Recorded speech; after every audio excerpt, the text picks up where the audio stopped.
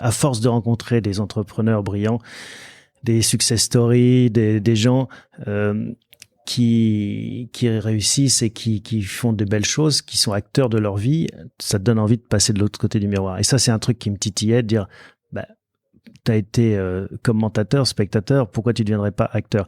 C'est de se dire, ok, moi, je tends le micro à des gens qui font, et je fais quoi, moi? Bon, je tends le micro, et tu peux être un journaliste et être heureux dans cette carrière, mais en tout cas, moi, à un moment donné, ça a commencé à me titiller. Je me suis dit, tiens, qu'est-ce que tu construis? J'ai demandé à ma petite voix, tiens, qu'est-ce que tu peux faire après Décideur TV? Parce que l'aventure industrielle de Décideur TV, je voyais bien qu'elle allait, enfin, que c'est pas moi qui arriverais à la développer en tout cas, et que j'avais pas trouvé les clés. Il fallait que je fasse autre chose.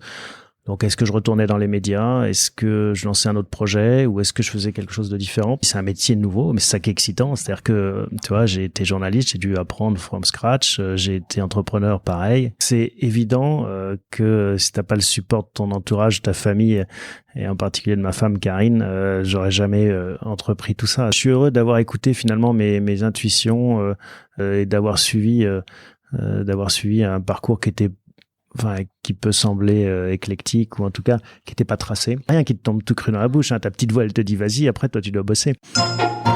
Je suis Charlotte Desrosiers-Natral et je suis heureuse de vous accueillir sur Pourquoi pas moi. On a tous rêvé un jour de changer de vie. Certains ont osé écouter leur petite voix et ils ne le regrettent pas. Écoutez ces témoignages sans coupe qui permettent de décrypter ce qui se passe concrètement entre le moment où on se dit dans sa tête « Pourquoi pas moi ?», au moment où on rend tout cela possible. Pourquoi pas moi ?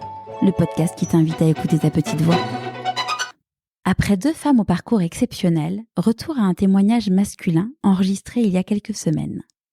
J'ai rencontré Thomas il y a quelques années et quand j'ai lancé Pourquoi pas moi, il m'a directement contacté en me disant « Si tu veux m'interviewer, j'ai plein de choses à dire sur le sujet. » Et en effet, promesse tenue. En enregistrant cet épisode du podcast avec Thomas, j'ai découvert que le rêve d'enfant qu'il avait était d'être astronaute. Son rêve brisé à cause de ses yeux, il a dû se réinventer et écouter sa petite voix, la petite voix de l'information. Suite à de belles études, Sciences Po et un master en école de commerce, Thomas est devenu journaliste et a été la figure emblématique de la bourse sur LCI pendant plus de 13 ans. Il a entrepris en créant Décideur TV et est désormais banquier d'affaires. Un parcours hors norme avec une grande prise de recul sur les choses. Avant de vous faire entrer dans l'univers de Thomas, je vous prends encore quelques secondes pour vous remercier pour vos écoutes et vous dire que j'ai besoin de vous pour m'aider à faire connaître Pourquoi pas moi. Comment ? En parlant autour de vous et en vous abonnant et en mettant 5 étoiles et un commentaire sur votre plateforme d'écoute préférée. Parenthèse fermée, je vous souhaite la bienvenue dans l'univers de Thomas Blard. Bonjour Thomas. Bonjour Charlotte. Est-ce que tu pourrais commencer par nous parler de l'objet que tu as ramené pour te présenter, s'il te plaît? Oui, alors c'était une grosse difficulté parce que tu m'as prévenu last minute hier quel objet je pourrais prendre pour me présenter. Et en fait, ça m'a posé une vraie colle parce que je me suis dit, mais voilà, je voyais pas trop quel doudou je pourrais t'apporter. Je suis pas très, je voyais pas ce qui pourrait me correspondre. Et donc finalement, bon, j'ai un peu été vers la facilité. J'ai pris mon téléphone portable, mon mobile qui m'accompagne matin, midi et soir. Et comme beaucoup d'ailleurs, c'est pas très original.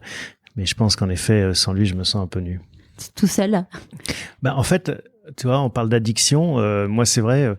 Quand je suis pas connecté, je me sens presque physiquement pas bien. Ouais, tu fais partie de ceux qui, quand ils oublient leur téléphone le matin, ils font demi-tour. Oui, ouais. Exactement. Moi, je crois que je suis un peu pareil. Si on est honnête. Ça m'arrive quelquefois. Avant de parler de ton parcours professionnel, j'aimerais comprendre qui était le petit Thomas, de savoir d'où tu viens, où est-ce que tu es né. Alors, moi, je suis né à Paris 15e. D'accord. J'ai grandi dans le 20e arrondissement pendant 5 ans, 6 ans. Et puis, mes parents ont déménagé en banlieue parisienne dans un village qui s'appelle Soisy-sur-Seine. C'est entre Évry et Corbeil. Et donc, j'ai grandi là jusqu'au bac et après je suis parti faire mes études ailleurs. Et qu'est-ce qu'ils faisaient comme métier tes parents? J'ai une maman qui est professeure, qui est qui était prof de physique-chimie puis qui s'est orientée vers la technologie, qui s'est reconvertie vers la technologie, prof de techno, et un père ingénieur. D'accord. Et t'as des frères et sœurs? J'ai 2 frères, oui. Qu'est-ce qu'ils font dans la vie? Ils sont tous les deux ingénieurs. D'accord. Moi, je suis un petit canard. Il y en a un qui est ingénieur chez Schneider et l'autre ingénieur dans le conseil bancaire. Et tu dis que tu es le vilain petit canard. Quand tu étais petit, tu te rêvais faire quel métier? Est-ce que tu te sentais déjà un peu différent de tes frères? Alors, je sais pas si je me sentais différent d'eux, mais en tout cas, très tôt, alors, là aussi, ça va pas te sembler original, j'ai eu la vocation et vraiment l'envie très forte de devenir astronaute. D'accord. Et c'était un truc, tu vois, j'avais des posters, enfin, j'imagine comme plein de petits garçons, c'était l'époque d'Ariane et tout ça, qui rêvaient de, je sais pas, de conquête, d'aventure, de mythes américains, et ça faisait rêver de se dire on pourrait être des pionniers, des astronautes. Et donc, mais ça m'a vraiment travaillé, et j'ai orienté finalement ma petite voix. Enfin, elle me disait faut que tu sois astronaute, et donc je travaillais dans ce sens-là en me disant bah voilà, mon parcours est tracé. Pour être astronaute, qu'est-ce qu'il faut faire? Faut être pilote de chasse. Pour être pilote de chasse, qu'est-ce qu'il faut faire? Faut faire une prépa maths sup, maths spé. Enfin voilà, je me voyais sur des rails. Jusqu'au jour où, et là ça a été vraiment enfin c'est encore un traumatisme je pense, si je devais m'allonger sur un divan, je vais passer on peut-être préciser qu'on est assis à côté, on n'est pas tu n'es pas allongé. Je passe une visite chez un ophtalmo, une visite de routine, et il me dit comme ça un peu small talk, tiens, qu'est-ce que vous voulez faire plus tard? Je dis je vais être pilote. T'avais quel âge à ce moment-là? J'étais en 3e, toi, donc entre le moment où t'as 7-8 ans, t'as des rêves de gamin, et puis t'es en 3e et tu t'investis dans ce futur. Il s'était passé quelques années, donc c'était vraiment pour moi une conviction, et je travaillais à ça, y compris scolairement, parce que je me disais il faut que je sois bon en maths, en physique, pour pouvoir faire des prépas. T'avais analysé le parcours. Exactement. Et il me dit tiens, vous voulez être pilote? Vous savez que pour être pilote, on fait passer des tests ophtalmo, et notamment les tests de couleurs là, les petits points. Je sais pas si tu as déjà vu ça. Tu dois lire des chiffres. Il y a plein de petits points. Ah oui, si, ouais. Et qui apparaissent en couleur. C'est pour détecter un éventuel daltonisme. Et donc il me montre ces pictogrammes, et il me dit vous lisez quel chiffre? Et alors là, rien, parce que moi je voyais rien. C'était pour moi, c'était complètement nébuleux. Et donc il dit il était un peu embêté, il m'en montre un autre, puis un troisième, rien. Et il me dit c'est embêtant parce que pour être pilote, faut passer ces tests, et donc je pense que vous êtes daltonien, et enfin légèrement, je vois des couleurs, mais il y a des palettes de marron, notamment des dégradés que je vois pas bien, enfin en tout cas qui me permettaient pas de réussir à ces tests et accomplir ce rêve-là de daltonisme. Et en effet, ça a été une douche froide. Enfin, tu vois, t'imagines, t'es en 3e, tu vas passer une visite de routine chez un ophtalmo, il doit être vendredi soir, tu ressors de là, ton rêve d'enfant, ta carrière, elle est en miettes. Ouais. Donc là, qu'est-ce qui se passe rien, en fait. Bon, tu vois, tu continues. Tes parents, ils t'ont soutenu parce que... Oui, bien sûr. Comme tu soutiens un enfant qui a un rêve d'enfant, et puis tu vois, son jouet se casse, ou finalement il sera pas footballeur professionnel ou pompier ou vétérinaire, tu vois. Enfin, mais encore une fois, moi c'était pas une passade, je m'étais investi beaucoup dans cette projection professionnelle, et ça a été un peu dur. C'était un drame pendant. Alors, je me souviens plus très bien comment je l'ai vécu ou évacué, mais bon. Voilà, du coup, je me suis dit, finalement, les études de prépa, maths sup, maths spé, c'est moins mon truc, parce que c'était dans un but très précis. Ouais, c'était pas c'était un moyen d'arriver à ton objectif. Et donc, je me suis posé la question, mais qu'est-ce que tu vas faire? Qu'est-ce que tu vas faire? Parce que c'est une question existentielle de tout le monde, tout le temps, mais quand tu es un jeune garçon, une jeune fille en particulier, tu cherches ta voie, puis tu es dans ce monde où on te dit tu feuillettes l'étudiant, c'était ça à mon époque, il n'y avait pas internet, et donc tu cherches, tu vas aux journées de carrière, tu te dis mais tiens, qu'est-ce qui t'intéresse? Et plus rien n'a de saveur, plus rien n'a de goût, parce que toi tu voulais être astronaute. Et c'était quoi tes loisirs quand tu étais petit? Alors moi j'ai fait pas mal de judo quand j'étais gamin, et puis l'été je faisais de la voile. D'accord. Et tes matières préférées, c'était les maths parce que c'était ton objectif, ou est-ce que tu avais des matières où qui t'animaient? En fait non, les maths ça n'a jamais été ma matière préférée. Moi j'étais plutôt un bon élève jusqu'au lycée. Je sais pas, je saurais pas dire si j'aimais bien le français en fait, et la physique. J'aime bien la physique aussi, pas la chimie mais la physique. Ok. Donc là, tu passes ton bac en S. Ouais, à l'époque, ça s'appelait C. Ouais. Oui, maintenant, ça moi, je suis de la génération S et maintenant, ça a encore changé. Donc, bientôt, il n'y aura plus de bac, d'ailleurs. Ouais.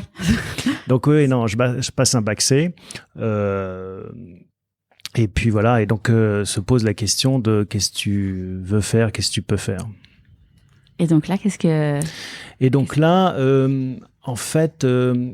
je me suis rendu compte en terminale, j'étais en pension en terminale et Pourquoi t'étais en pension?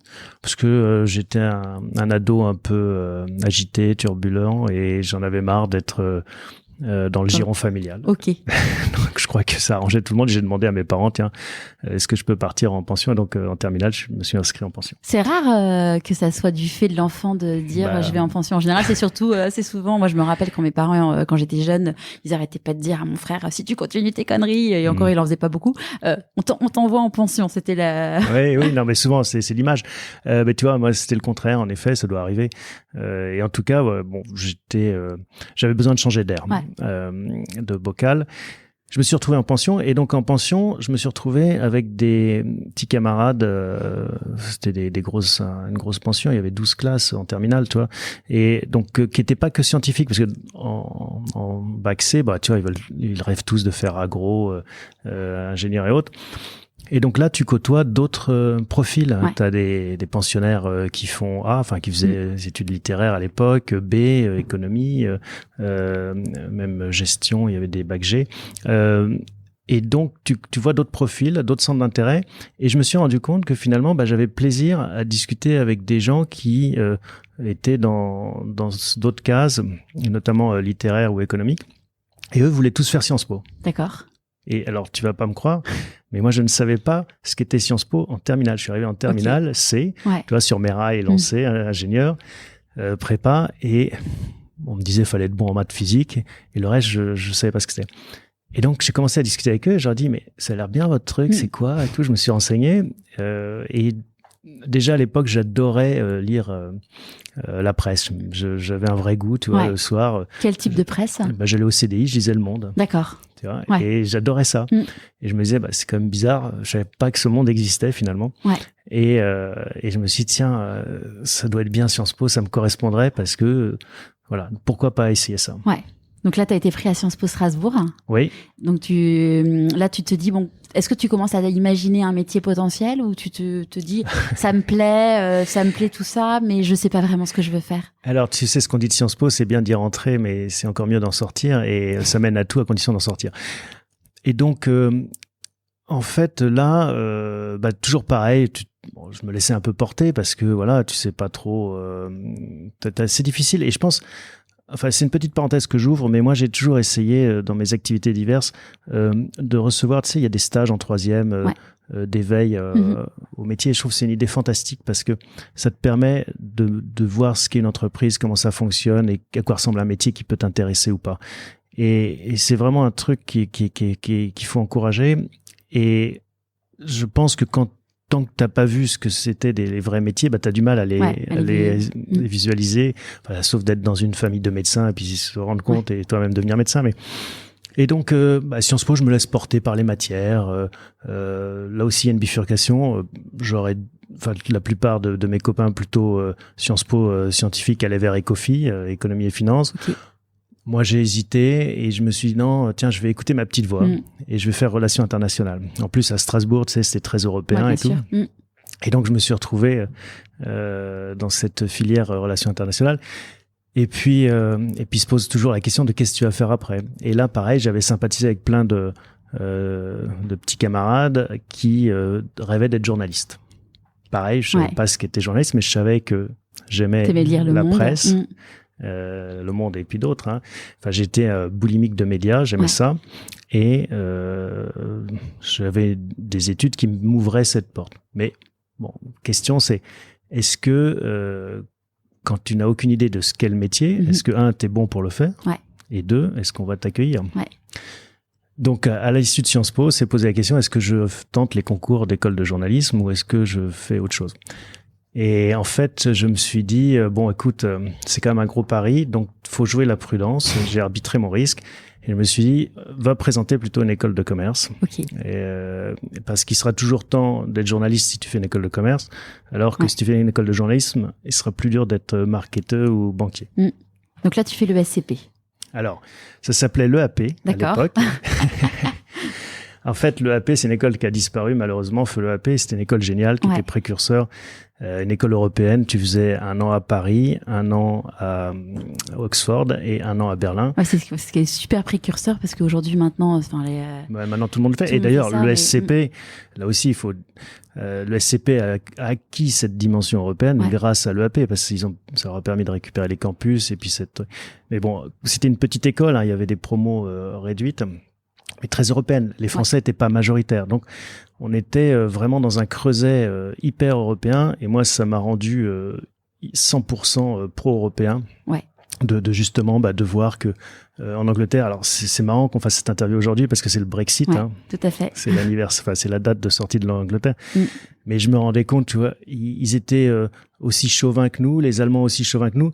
Et en fait, je me disais, bah oui, peut-être que je suis trop chauvin, que je suis trop franco-français, parce que finalement, on a les mêmes problèmes. Alors, chacun a ses qualités et ses défauts, mais il faut relativiser. Et ça m'a rendu profondément européen, mais très concrètement. Et c'était une école géniale. Et donc, depuis, elle a été en effet fusionnée dans le SCP. Le SCP Business, maintenant, elle change de Business School. Ouais. Elle change de nom tout le temps. Ouais.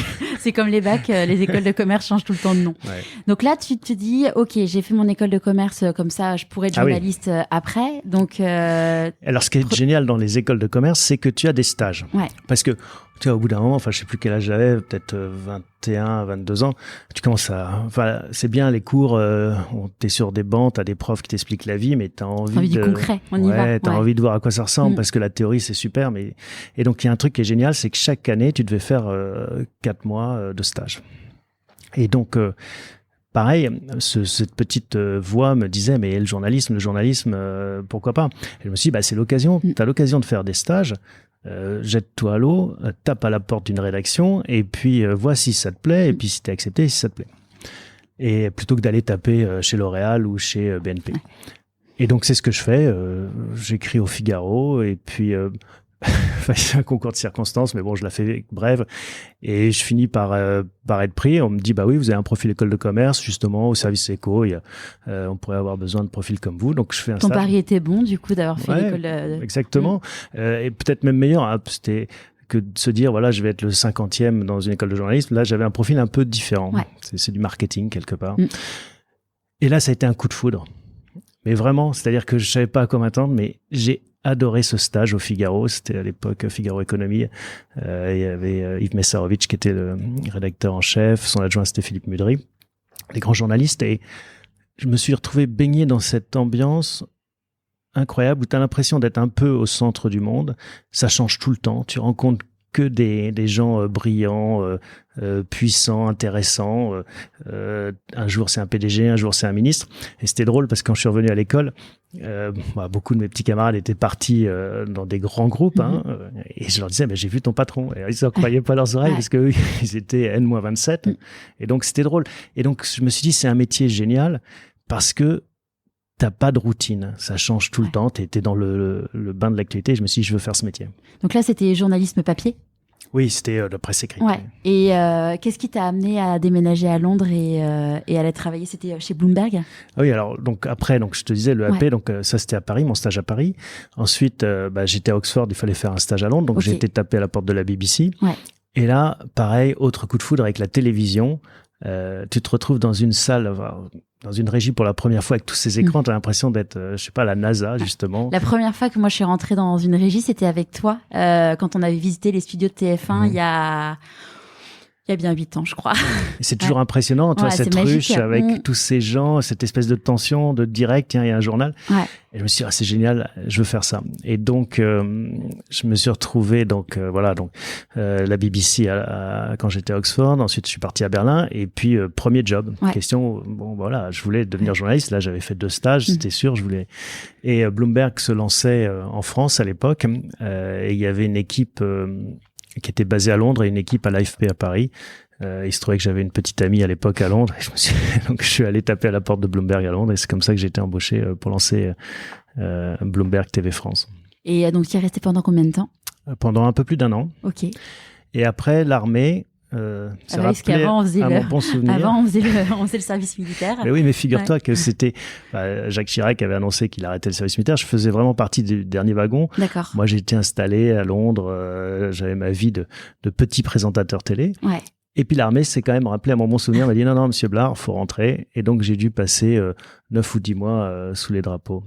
T'avais une mission en rapport avec ton métier ou comme Alors oui, parce que quand ils m'ont dit non, vous y couperez pas.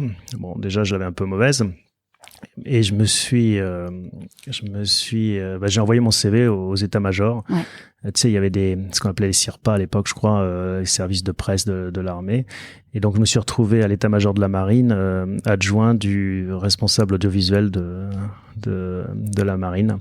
Et donc c'était quelqu'un de fantastique, très intéressant à titre personnel, Monsieur Dubrul. Mais le boulot, enfin, il y avait rien, quoi. C'était l'armée. Tu vois, tu sortais de Bloomberg à 200 à l'heure, la vie à Londres, et tu te retrouvais à t'ennuyer. Ouais, c'était un peu plus plan-plan. C'était l'armée. Et à la fin de l'armée, tu t'es pas dit tiens, j'ai envie de retourner à Londres. Tu t'es dit je reste. Alors, c'est une bonne question. En France. Donc, entre-temps, ma copine m'avait largué.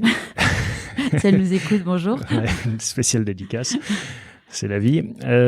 Et donc, je me suis dit, mais c'est pas ça qui était mon choix, parce qu'en effet, Bloomberg m'avait dit, attendez, vous partez à l'armée, vous revenez nous voir après. Enfin, ils sont clean. Hein. Mm-hmm. Mais je me suis dit, tu vois, j'avais subodoré que dans ce métier, le journalisme, faire une carrière à Londres, commencer ta carrière à Londres, c'était pas si évident que ça, parce que en fait, il y a une matière première qui est essentielle dans ce métier, c'est ta langue maternelle. Ouais. Donc, n'étant pas complètement bilingue, faire une carrière dans des médias anglophones, c'était compliqué. Et faire une carrière francophone depuis Londres, c'était compliqué aussi, parce que à part Bloomberg, à l'époque, il y avait rien. Donc je me suis dit, quitte à être rentré à Paris, c'est l'occasion d'aller taper aux portes de mes rédactions nationales et françaises. Et donc j'ai été voir BFM. Alors c'était BFM, pareil, hein, je vais vraiment passer pour un vieux schnock, mais c'était au siècle dernier en même temps. BFM. C'était en 2002, c'est ça?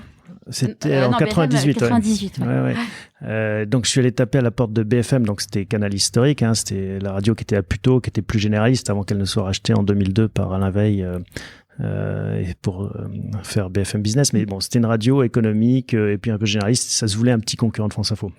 Bon, toujours est-il que je vais taper à la porte de BFM et pour leur proposer mes services. Et donc, finalement, ils m'ont dit, oui, ça tombe bien, nous on cherche un journaliste boursier, venez présenter la bourse. Donc là, ça y est, tu prends ta casquette que tu as gardée quand même pendant très très longtemps, que tu as toujours d'ailleurs comme casquette de présentateur boursier. Non, plus du tout. En fait, donc oui, c'est comme ça que je commence à faire, à passer derrière le micro et à présenter les points bourse sur BFM.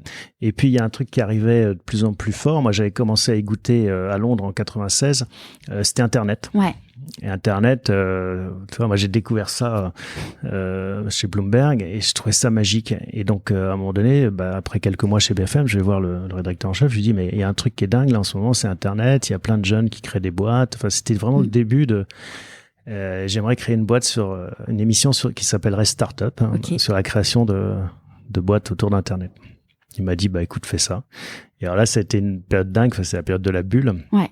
Et donc, c'est là où j'ai rencontré finalement tous les grands qui sont devenus grands par ailleurs, mais qui commençaient, des Simoncini, des Pierre Kosciusko-Morizet et autres.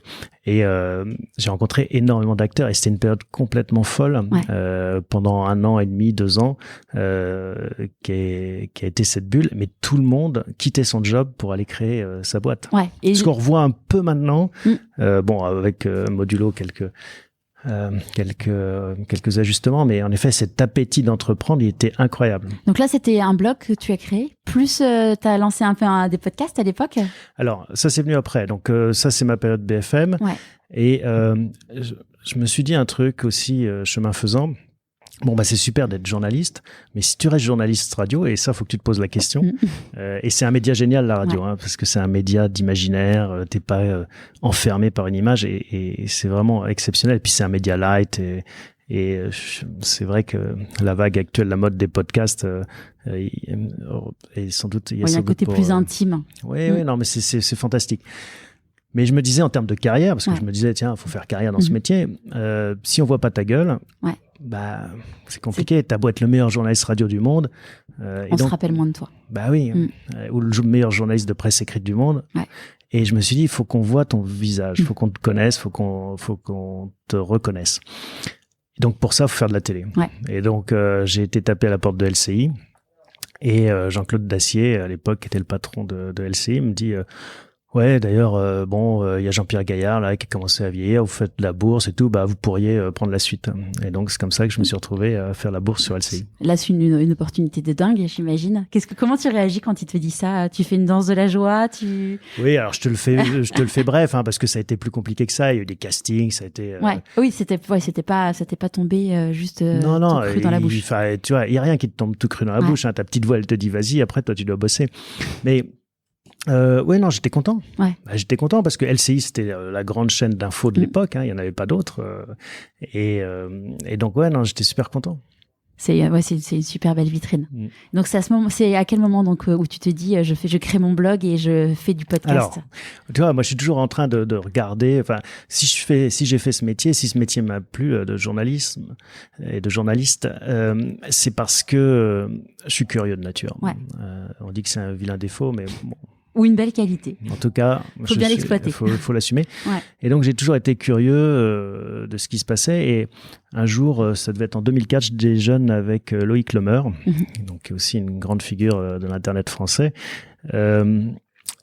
Et il était vachement dans les blogs. Il me dit, toi, t'es journaliste, tu connais la techno, tu devrais lancer ton blog. Je dis bon, écoute, ok, je vais regarder. Donc il m'ouvre un compte et puis je lance un petit blog. Et puis très vite, je me suis dit bon ça m'embête d'écrire parce que voilà, c'est moins mon truc. Ce que j'aimais bien, c'était soit la radio ou la télé. Et donc je fais les premiers podcasts. Parmi les premiers podcasts en 2004, je lance des petits podcasts, des petits trucs audio, pour voir, pour bidouiller. Et c'était intéressant. Donc en plus de mon métier de journaliste. Ouais. T'arrivais à trouver le temps dans. Oui. Ouais. T'avais des enfants à cette époque-là? Non. J'étais célibataire, célibataire techniquement, donc j'avais du temps. Ouais. Ok. Et en fait, je lance ça et puis très vite je rencontre Rodrigo aussi, qui lui était plus sur la vidéo sur Internet. Okay. Et il faisait des petites interviews avec son téléphone numérique. Et je me suis dit, mais c'est génial parce qu'en plus du son, on peut mettre on peut avoir la deux. vidéo. Tu vois. Et on était en 2005, c'était l'époque où YouTube commençait à peine. Il y avait Dailymotion, Benjamin Beijbohm, tout ça, qui lançait Dailymotion. Et donc je me suis dit, mais c'est génial ce truc. Et donc j'ai mis de la vidéo sur mon podcast. Okay. Et puis après, je me suis dit, mais tiens, c'est top ça, parce qu'en fait, quand tu es journaliste sur une chaîne d'infos comme LCI, t'as assez peu de temps de parole ou d'espace, parce que tout est chronométré, on te donne une émission. Donc moi, j'allais voir Dacier, je lui disais, mais j'aimerais bien faire une émission sur l'entreprise, j'aimerais bien faire une émission sur les grands patrons, j'aimerais bien faire un truc. Et il me disait, mais attends, tu t'arrêtes, on va pas faire que de l'économie et tout. Et j'étais frustré. Ouais. Et donc je me suis dit, mais passe sur Internet, puisque là, tu as un temps et un espace illimité, et fais ce que tu as envie de faire, ce que tu aimes faire sur Internet, parce que il y a sans doute des gens comme toi qui sont frustrés de pas avoir assez de contenu sur ce qu'ils aiment, c'est-à-dire ce que j'aimais, la technologie, l'économie, la finance. Ouais. Alors je me suis dit, je vais faire une petite web TV, et donc j'ai commencé à l'industrialiser, entre guillemets, en interviewant tous les grands patrons ou tous les grands décideurs qui passaient chez LCI. Et donc, après leur interview sur le plateau, maquillé, tout propre, tout beau, venez me voir. Je faisais des petites interviews comme ça, dans les coulisses, avec un ton un peu décalé, c'était marrant. C'était les premiers making-of. Et je mettais ça sur ma petite web TV. Et c'était puis, thomasblair.com. Oui, alors le blog, il devait être thomasblair.com, et puis ça devait être ça à l'époque. J'ai essayé, je l'ai trouvé sur Internet, mais en fait il n'existe plus. Ouais, y a plus rien, là. On voit des traces, on voit l'URL écrite, mais il n'y a plus rien derrière. C'est un vrai enjeu là, les archives d'Internet. Je crois qu'il y avait des gens qui faisaient ça, mais bon. Et donc je me suis dit, tiens, c'est sympa, et pourquoi pas finalement pousser la logique et lancer une vraie chaîne d'infos économiques, financières, technologiques, une web TV sur Internet.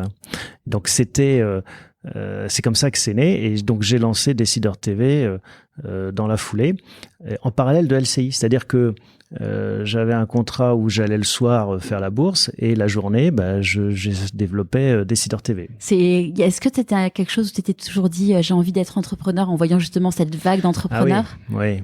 Bien sûr. En fait, à force de rencontrer des entrepreneurs brillants, des success stories, des gens qui réussissent et qui font de belles choses, qui sont acteurs de leur vie, ça te donne envie de passer de l'autre côté du miroir. Et ça, c'est un truc qui me titillait, de dire t'as été commentateur, spectateur, pourquoi tu ne deviendrais pas acteur? Parce que je disais, le journalisme, c'est un super métier. C'est vrai que c'est un métier fantastique. Et notamment quand tu as 20 ans, que tu découvres tout avec tes grands yeux écarquillés. Mais après un moment, tu as une certaine frustration qui peut naître, c'est de se dire, OK, moi, je tends le micro à des gens qui font. Ouais. Et je fais quoi, moi? Bon, je tends le micro et tu peux être un journaliste et être heureux dans cette carrière. Mais en tout cas, moi, à un moment donné, ça a commencé à me titiller. Je me suis dit, tiens, qu'est-ce que tu construis? Et c'est comme ça que, avec Décideur TV, j'ai pu pousser cette porte de l'entrepreneuriat. Donc là, tu lances Décideur TV. C'est au début juste un projet où il y a juste toi qui est derrière. Et à partir de quand l'entreprise commence à prendre son envol? Alors Décideur TV, donc l'idée, je te la rappelle, c'est de se dire, on va faire une chaîne économique, financière, technologique. On va faire des bonnes émissions pointues sur des sujets. On aura des petites audiences, mais des audiences très intéressées par ces sujets. Ouais, donc, on ira trouver des sponsors ciblés qui sont intéressés par ces audiences ciblées. Et alors là, ça a été un gros échec parce que les sponsors me disaient tous, non mais attends, je sais pas combien vous êtes vus à l'époque, peut-être 500 vues, on s'en fout quoi. Parce que nous, on achète du volume, on veut acheter du TF1, de la puissance. Mais en revanche, par exemple, j'allais voir des banques et ils me disaient, mais en revanche, on a un événement la semaine prochaine, ça serait pas mal si on pouvait filmer quelque chose ou tiens, on voudrait parler de ce sujet ou on a notre président qui voudrait s'adresser à nos équipes. Bon. Donc, est-ce que tu pourrais nous aider? Et donc, en fait, très vite, mon business model a dû pivoter, comme on dit maintenant, sur d'un modèle média financé par la publicité vers un modèle plus de production, de brand content, comme on dirait maintenant. C'est-à-dire qu'on mettait notre métier de journaliste au service de marques pour mieux communiquer, ce qui est devenu depuis le brand content. Et donc, pour revenir à comment ça s'est né, c'est né dans mon appart. En fait, il y a une première employée que j'ai embauchée dans ce qu'était mon appart. Elle était courageuse de venir. Elle s'appelle Noémie. On peut faire une petite dédicace à Noémie Lefebvre-Marek. Et elle a accepté finalement de jouer ce rôle, de venir dans mon appart pendant quelques mois pour m'aider à structurer. Moi, je courais à droite à gauche pour essayer de vendre des vidéos, fabriquer. Et puis, elle sortait d'une école de journalisme. Et voilà. Donc, le montage, qu'est-ce qu'il le faisait? Elle faisait pas mal de choses. Elle faisait tout, elle était tout terrain. De toute façon, c'est des métiers où il faut tout faire. Il faut savoir tout faire. Soi-même. Et donc, voilà, c'est commencé comme ça. Et puis après, j'ai trouvé des locaux, puis on a grossi, on a grandi, on s'est développé. D'accord. Et maintenant, tu n'es plus... donc tu as toujours la casquette Décideur TV. L'entreprise a continué à... Alors, en fait, je viens de vendre Décideur TV la semaine dernière. D'accord, ok. Donc, je ne savais pas. On peut dire qu'est-ce qu'il a racheté? Oui, c'est le groupe FICAD. D'accord. Le groupe FICAD, c'est un groupe de presse B2B qui édite notamment Gestion de fortune ou Le Monde du droit. Ok. Et alors, voilà, pour résumer l'aventure Décideur TV, donc ça a été une superbe aventure. On a bien progressé, on a levé de l'argent et puis après on a fait des conneries. Enfin, j'ai fait des conneries parce que c'est moi qui dirigeais. C'était moi le décideur. Des choix stratégiques, par exemple, on a voulu créer le YouTube des entreprises. Donc avec notre technologie, notre plateforme, on a investi massivement dans le développement d'une plateforme techno. Bon, puis c'est très très compliqué quand c'est pas ton métier. Quand t'as YouTube en face, finalement les gens te disent pourquoi j'irai chez toi plutôt que voilà. Donc enfin bref, on a fait plein d'erreurs. J'ai pas réussi à trouver des relais commerciaux pour finalement arriver à développer l'activité. Et maintenant, surtout, le marché, il a beaucoup changé. C'est-à-dire qu'entre 2005, on commence, et 2020, tout le monde fait de la vidéo. Et à chaque fois que tu vas voir un client, il te dit, moi, j'ai moins cher ailleurs. Donc, tu passes ta vie à pleurer sur les marges. Tu passes ta vie, tu peux pas industrialiser parce que finalement, c'est forcément l'humain. Oui, puis chacun veut son film et pas celui du voisin. Donc, c'est un marché, voilà, tu peux en vivre de façon intéressante en tant que freelance, mais en tout cas, moi, j'ai pas trouvé les clés. Je me suis dit, il faut faire autre chose. Ok. Et donc, l'autre chose, qu'est-ce que c'est? L'autre chose, c'est ma nouvelle activité depuis quelques mois. Donc, je suis devenu banquier d'affaires. Donc, c'est pas tout à fait pareil. Et pourtant, tu vas voir, il y a des points communs. Banquier d'affaires, c'est quoi? C'est un intermédiaire qui accompagne des entrepreneurs, soit pour lever de l'argent, trouver des financements quand tu es une start-up et que tu as besoin d'accélérer ton développement, soit pour vendre ta société, si tu es un patron de boîte qui veut céder son entreprise, soit quand tu es un grand groupe, pour être accompagné dans l'acquisition d'autres sociétés, le fameux M&A. Voilà. Donc, on fait ça et finalement, le fil conducteur entre le journalisme, ma vie d'entrepreneur et ça, c'est l'information. C'est-à-dire que c'est un métier qui se nourrit d'informations. Ouais. Il faut savoir qui cherche quoi, qui veut faire quoi, avoir des idées, une expertise et réunir toutes ces pièces du puzzle pour aider tes clients à se développer. D'accord. Et comment ça t'est venu cette idée? On est venu te chercher, tu as commencé à rencontrer des gens, tu dis pourquoi pas? En fait, les banquiers, j'en connaissais depuis longtemps. En fait, c'est venu parce que je me suis interrogé j'ai demandé à ma petite voix, tiens, qu'est-ce que tu peux faire après Décideur TV? Parce que l'aventure industrielle de Décideur TV, je voyais bien qu'elle allait, que c'est pas moi qui arriverais à la développer en tout cas et que j'avais pas trouvé les clés. Il fallait que je fasse autre chose. Donc, est-ce que je retournais dans les médias? Est-ce que je lançais un autre projet? Ou est-ce que je faisais quelque chose de différent? Et puis, ça se fait toujours un peu comme par rencontre et par envie. Et donc, j'ai poussé plusieurs portes. Et un peu par hasard, j'ai rencontré avant l'été l'année dernière Patrick Robin, qui est un des fondateurs, des cofondateurs d'Avolta Partners, qui est cette banque que j'ai rejoint. Et il m'a dit tiens, viens prendre un café. Puis on a parlé. Il m'a dit ouais, pourquoi pas. C'est comme ça que ça s'est fait. Ouais. Et donc est-ce que tu as eu besoin d'une formation particulière? Alors, je suis en formation là. Ouais. Non, mais c'est un métier qui est à la fois très technique, avec beaucoup d'expertise. Et là-dessus, en effet, moi j'ai un background école de commerce et me suis toujours intéressé au business. Donc j'ai quand même beaucoup de, de connaissances dans le secteur, mais après c'est vrai qu'il y a une technique. Et alors ce qui est bien chez Avolta, c'est que c'est très processé, c'est-à-dire que tu as des partners et puis aussi tu as des directeurs, associés, analystes, c'est une structure qui est assez classique dans les banques d'affaires, mais qui permettent de t'appuyer sur des expertises et des savoir-faire très professionnels. Donc moi je vais pas être le meilleur pour faire des DCF parce que c'est quelque chose que manipulent très bien les équipes. Le DCF c'est quoi? C'est un outil qui permet de calculer de valoriser une entreprise. Ok, d'accord. Et donc c'est ce qui permet en anticipant les revenus futurs d'une entreprise de recalculer, de mettre un prix sur sa valeur.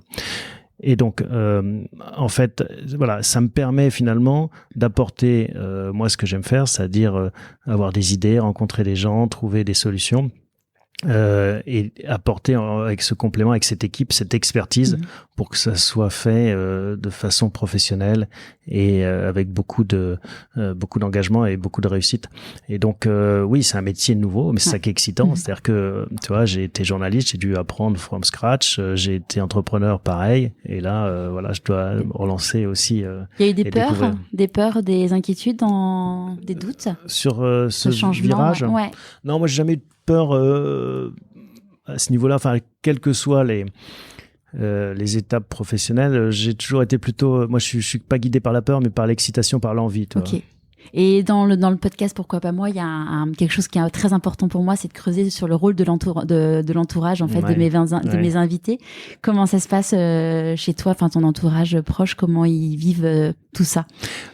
C'est évident que si t'as pas le support de ton entourage, ta famille, et en particulier de ma femme Karine, j'aurais jamais entrepris tout ça. Ça c'est sûr. C'est-à-dire que c'est essentiel quand t'as la chance d'avoir un couple, une famille sur lequel tu peux t'appuyer. Oui, tu peux pas te battre sur tous les fronts. Ouais. Parce que t'as des enfants? J'ai 2 beaux enfants. Quel âge? Ils ont 20 et 23. Et quand t'as monté du coup ton entreprise, ils étaient tout petits, Décideur TV? Oui, moi je les ai rencontrés, en fait ils avaient 6 et 9 ans, tu vois. D'accord. Donc, ils étaient petits mais ils faisaient déjà leur nuit. Ok, ouais, ça aide pour le sommeil, ouais, je comprends. Et de quoi tu es le plus fier aujourd'hui? C'est une bonne question, c'est difficile, je sais pas en fait.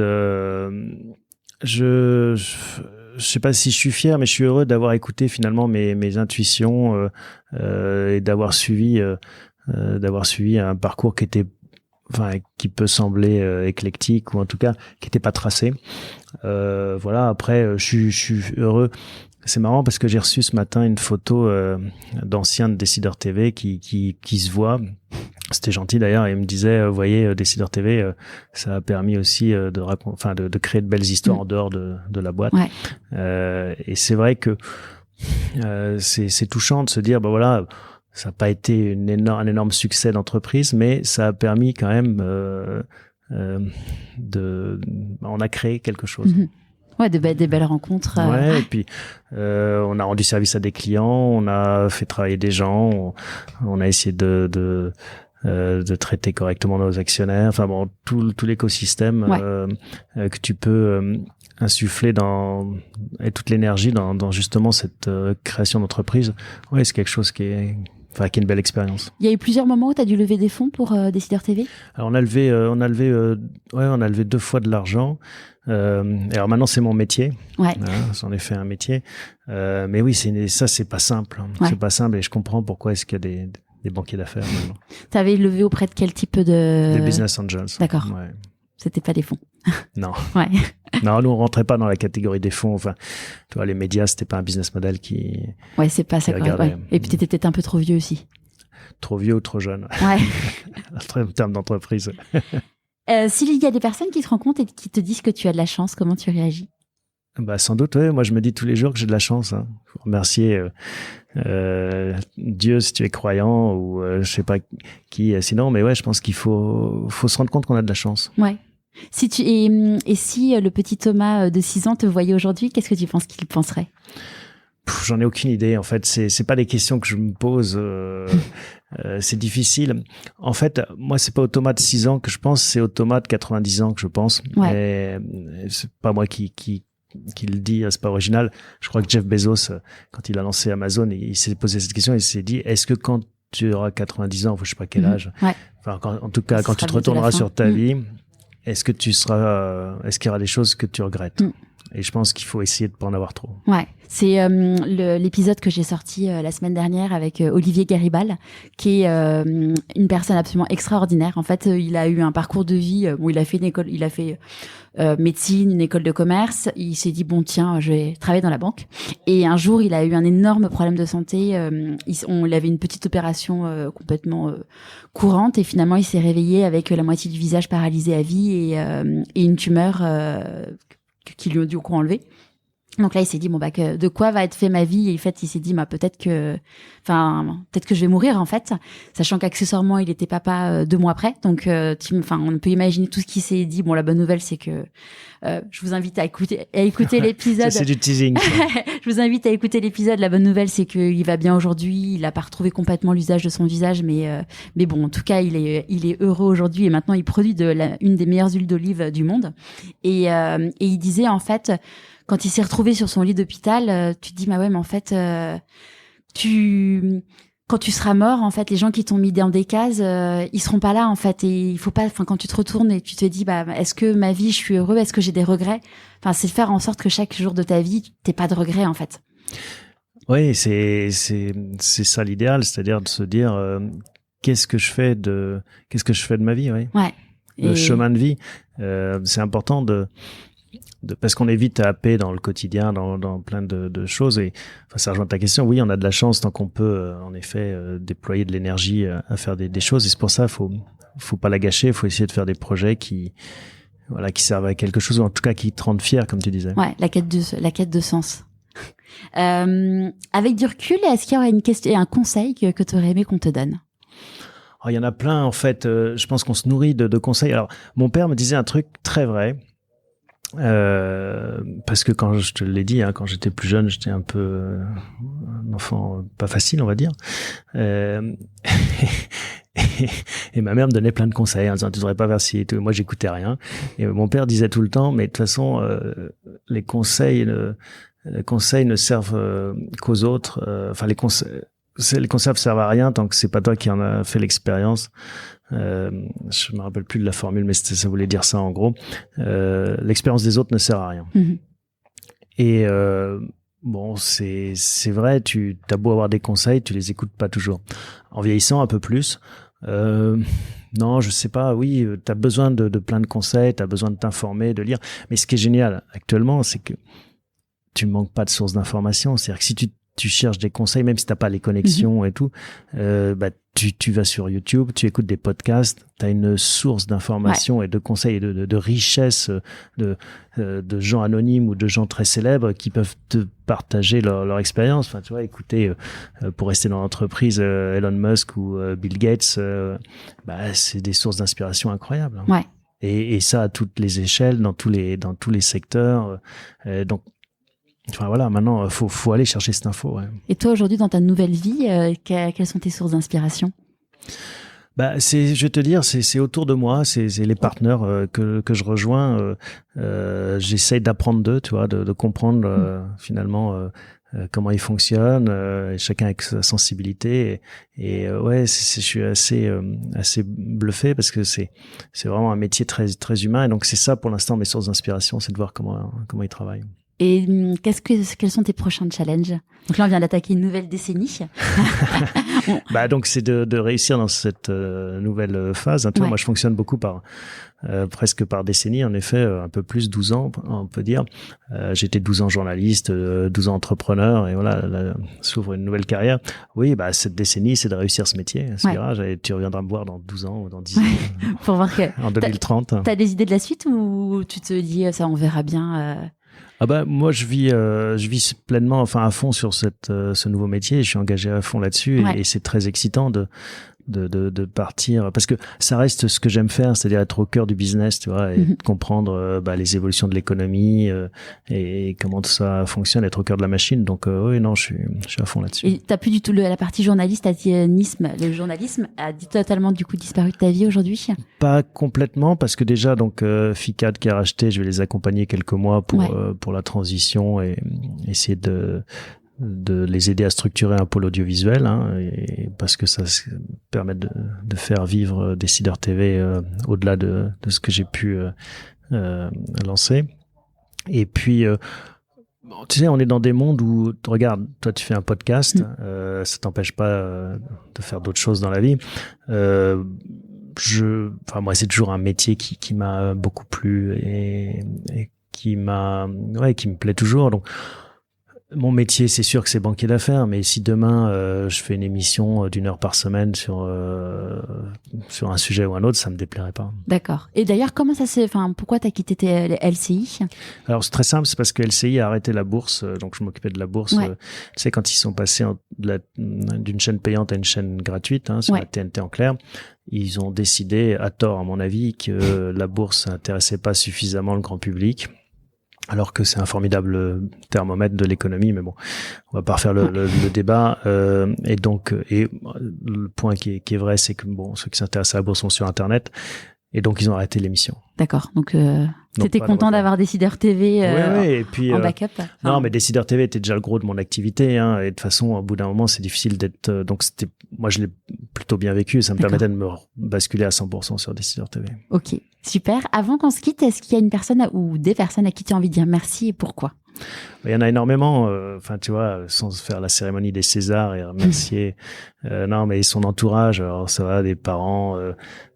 Du cercle de la famille, sa femme bien sûr, Karine encore une fois, et tous ceux qui t'ont fait confiance, qui t'ont donné une chance à un moment donné, qui t'ont tendu la main, c'est important et je leur dis merci.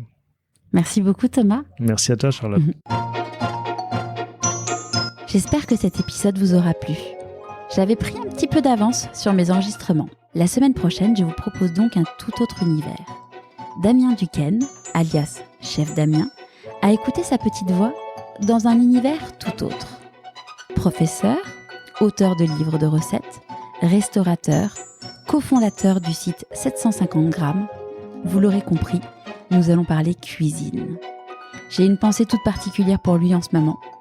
Je vous dis à jeudi prochain pour un nouvel épisode de Pourquoi pas moi.